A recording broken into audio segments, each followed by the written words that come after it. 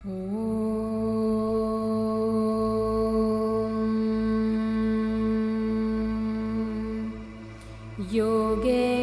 चित्तस्य पदेन वाचां मलं शरीरस्य च वैद्यकेन योपाकरोतं प्रवरं मुनीनां पतञ्जलिं प्राञ्जलिरानतोऽस्मि। आबाहुपुरुषाकारं शङ्खचक्रासिधारिणं सहस्रशिरसं श्वेतं प्रणमामि पतञ्जलिम्।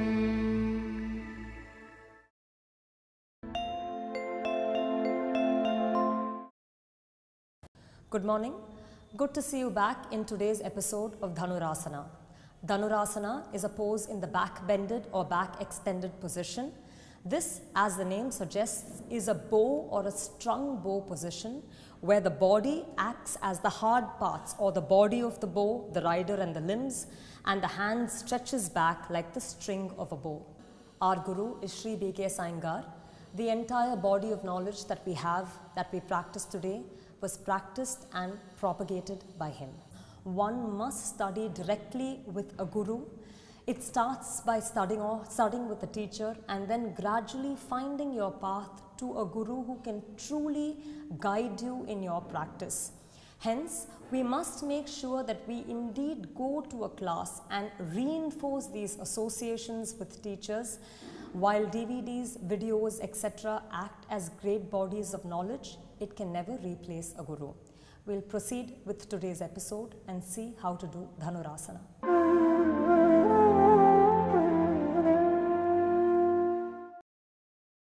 We will now see how to do Dhanurasana. We use a blanket to support the length of the abdomen as well as the middle thigh.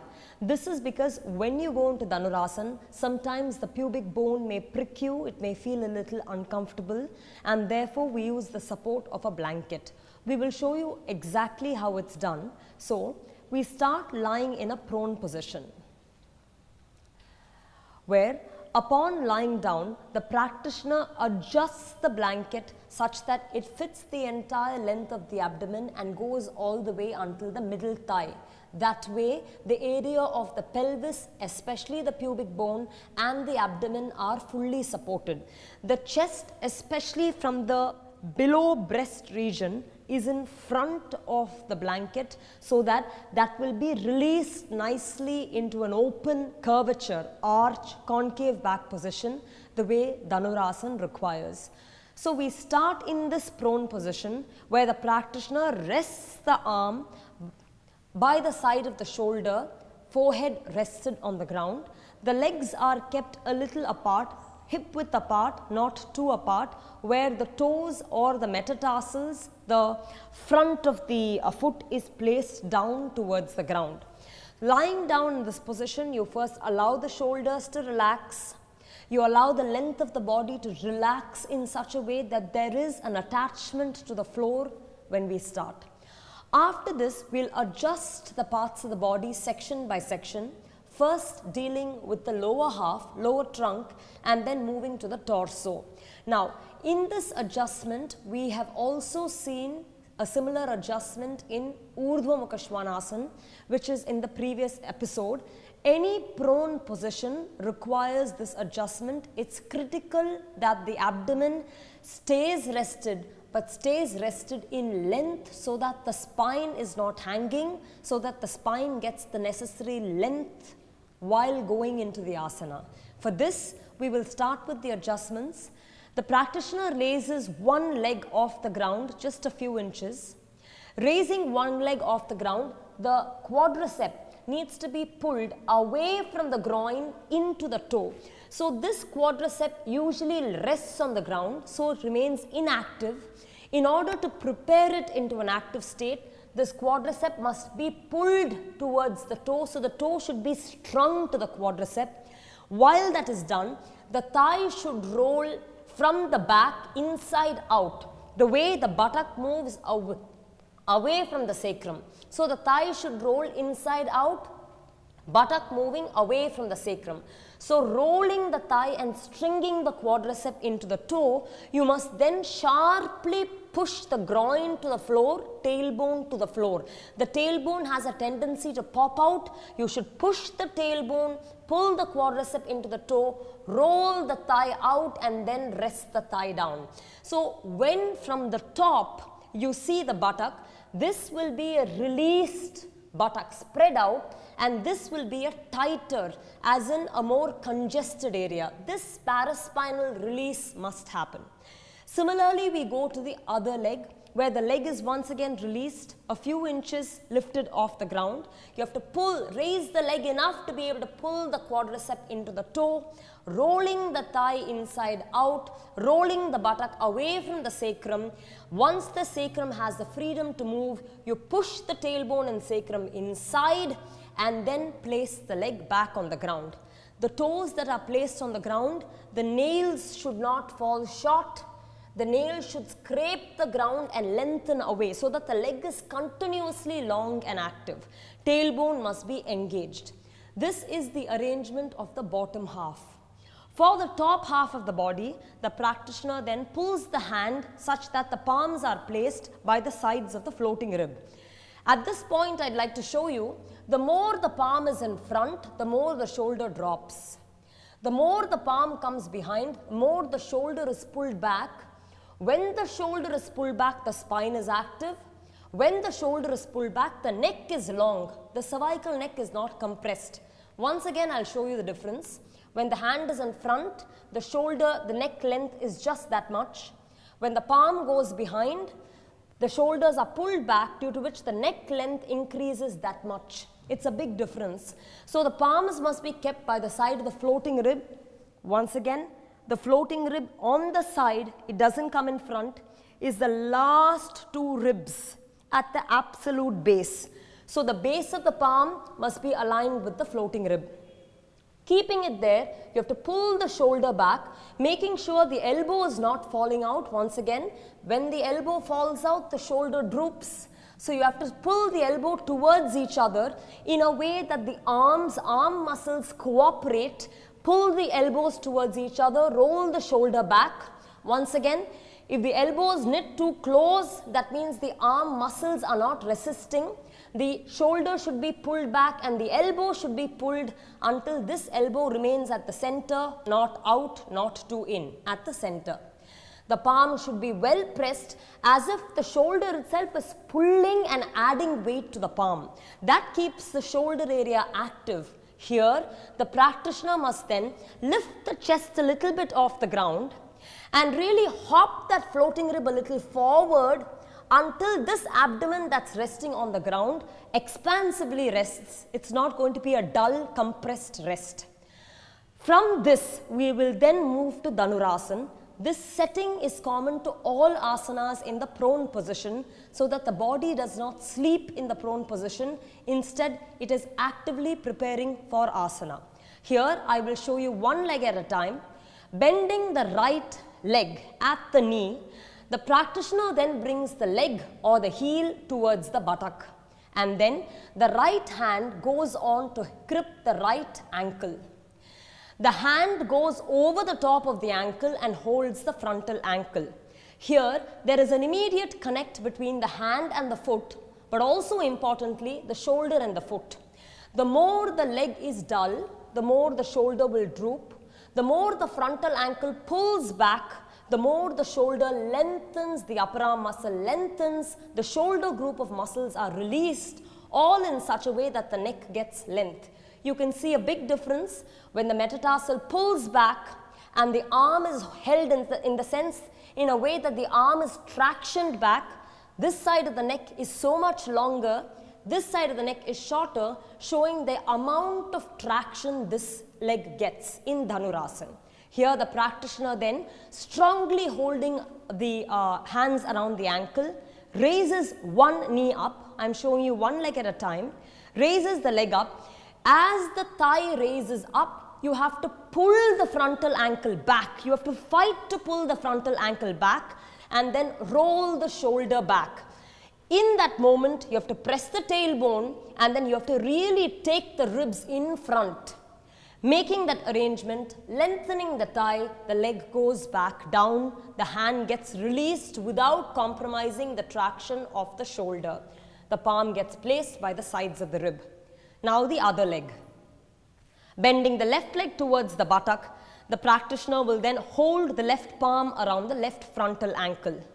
Releasing the shoulder far away from the neck and crisply wrapping the hand around the frontal ankle, the metatarsal has to be kept taut, has to be kept active. It's not going to be a dull or dead foot. It has to be an active foot. The frontal ankle has to push back. The thigh has to raise up. And during this moment, the shoulder, it's like an arch, it's like a strung bow. Dhanurasana is a strung bow position. So the shoulder has to roll back, pulling the arm back. The metatarsal has to push back and raise up the frontal ankle. There, the thigh has to roll out, and then the tailbone has to come in, and then far lengthening the leg, the practitioner releases the hand. In both positions, the length of the quadricep, the engagement of the tailbone, and the rolling back of the shoulder are pertinent to note. Going to the full position, you have to bend both the legs towards the buttocks. Then you have to release the hand and properly wrap the frontal ankle with the fingers. The palm has to strongly wrap. This is the starting position. At this point, as if it is not the foot that is falling to the shoulder, rather that the shoulder is being pulled back through the activity of the foot, there must be a good connect, a good interlinking in this entire asana. The tailbone is tempted to come up. You have to keep the tailbone down in a way that the groin touches the ground. There shouldn't be a gap between the groin and the ground. So pushing the tailbone in, push the groin down to the ground. Then start activating the frontal ankles and pull the frontal ankles back. Here, the practitioner has to make sure that the ribs are sharply engaged in dorsal spine, the area where you get the hunch. That should be pushed into the body powerfully. The sternum has to lengthen, and in one breath, you have to lift the leg and chest up. While you lift, the thigh has to go high up. The metatarsal has to go back and pull up. The legs will be wide but not too wide. Then the shoulders has to be pulling back through the metatarsal's power. Metatarsal should go back and up, thigh should go up from there. Pushing the tailbone in, taking the back ribs deep in, raising the chest up. You have to note that there is a temptation to lift the floating rib off the ground. The floating rib is placed down on the ground. Only the other ribs come up. The length of the abdomen from the floating rib to the groin remains on the ground, upon which the body has to build into a powerful arch. Staying in this position for a while, the practitioner then releases the hands and legs and then comes back to the resting position where the legs are stretched, hands are by the sides of the shoulder, head may be rolled to one side such that one ear touches, and then rolled to the other side such that the other ear touches after a few seconds. This is Dhanurasana.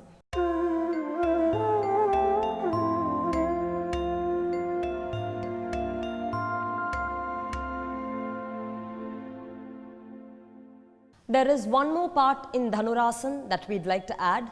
The reason why we took a break, transitioning from the previous section to this section, is first, the classical pose of Dhanurasana must be practiced.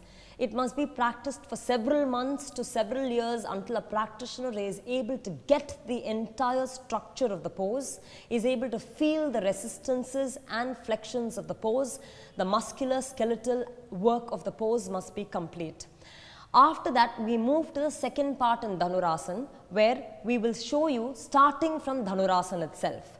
Pulling the metatarsals back, rolling the shoulders back, pushing the dorsal in, raising the chest up. Remember, there is a temptation or a thought that the more you lift in Dhanurasana, the better the pose is. In Dhanurasana, the area of the abdomen must be rested. So if you were to go to the pose like this, where the abdomen also was lifting, that's not the right pose. From the floating rib to groin, the length of the abdomen must be rested. That alone gives the lumbar the right alignment. But apart from that, the rest of the ribs must lift sharply up, and the hunchback position, that is the dorsal area, must be taken sharply in.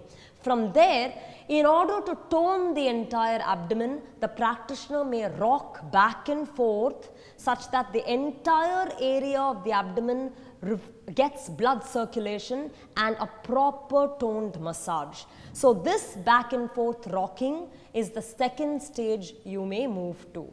From there, once again stabilizing yourself, releasing the arms and legs, you will go back to the restive state, prone position.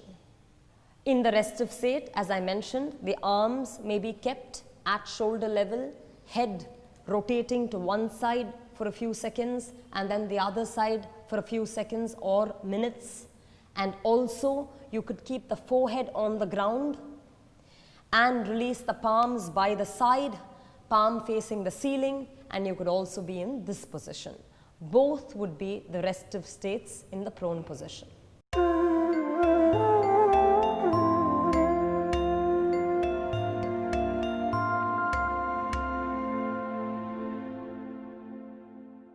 As you saw, there are two parts to Dhanurasana. One is the raising of the thigh and then the raising of the chest. These are the two areas that are actually sharply lifting. If you see the shape of a bow has a curvature where two ends are lifting. The chest and the thigh would constitute the two ends of the Dhanur to give it the bow shape. Now, within this structure, as we mentioned, the abdomen remains rested. In fact, pressing the tailbone down, sharply engaging the tailbone towards the pubic bone, pressing the tailbone towards the pubic bone, you then lift the thigh and chest up.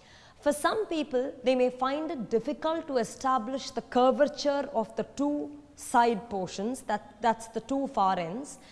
The first section will show how a bolster can be used to give support to the chest area in a way that the chest may be engaged and then lifted, but with the support of a bolster. So here a practitioner lies in the prone position in such a way that the bottom ribs are supported by the bolster. So once again, you don't place the top chest, you don't place the center chest, but you place the bottom ribs against the bolster. So as you can see, when you lie down in this way, you already get the arch required for the top half in Dhanurasana. So as you can see, the chest is not slouching down. You already get the lift of the chest that is required by Dhanurasana. Here then you proceed to bend your back legs, hold your arms, palms around the frontal ankle, and then first pull the frontal ankles back and away in such a way that the shoulder is being pulled back. But between the dynamic activity of the shoulder and metatarsals frontal ankle, you can then really take the back ribs in, push the back ribs onto the support of the bolster, that is back ribs into the frontal ribs, and you know that the frontal lower ribs is supported by the bolster. Then scraping against the bolster, the chest may lift up. Here, having the support of the bolster, you are able to engage the chest restively towards the support of the bolster, then actively raise from there on. Using this, then for the bottom half, you may lift the thigh up and then explosively move into the Dhanurasana pose where both the ends are lifted up, and within that the entire posterior spine is sharply engaged inward and the frontal chest, placing itself on the bolster, raises up far and tall. From there you release back the legs, and this is the way a bolster is used to support the frontal chest in Dhanurasana.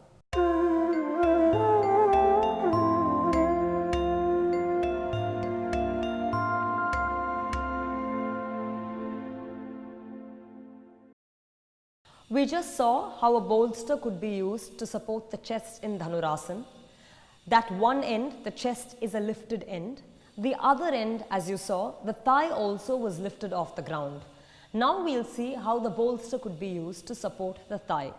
So here you have the practitioner sitting against a rope wall with a bolster in front. We then adjust the positioning of the bolster such that the front of the knee is kept on the frontal end of the bolster, as in the knee is placed on the frontal end of the bolster in such a way that the feet are against the wall.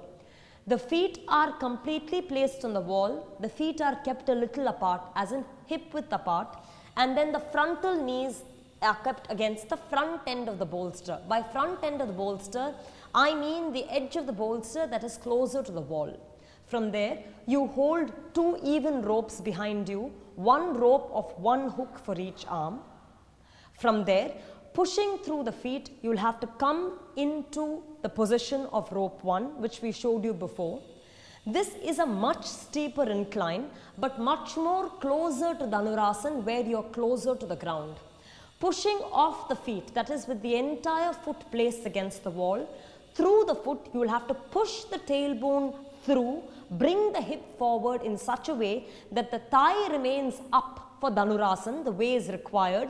The thigh supported by the bolster is lifted up, and beyond the lift of the thigh, the hip tailbone must be brought forward, the chest must be raised up such that the thigh learns to keep itself higher up, and keeping the thigh higher up, you have to bring the hip forward, making sure the hip learns to go at a lower plane, engaged plane, from where the chest sharply lifts up. From here, you once again, in order to release, come back up, release your hands from the rope and step out.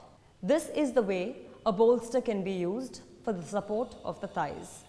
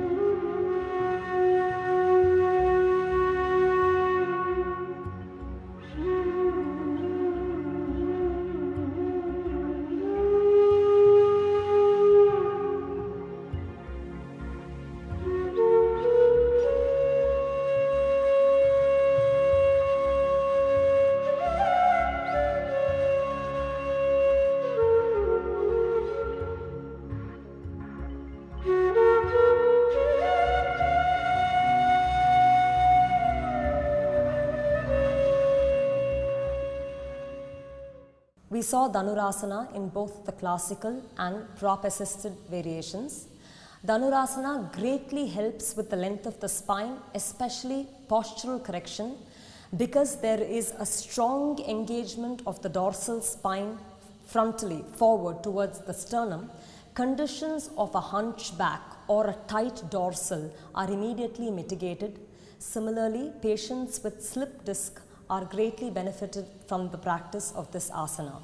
Also, since in this pose the abdomen rests on the floor, it over time creates strong abdominal muscles, and the aspect or the portion where we rock on the abdomen also provides a massage-like condition to the entire stretch of the abdomen.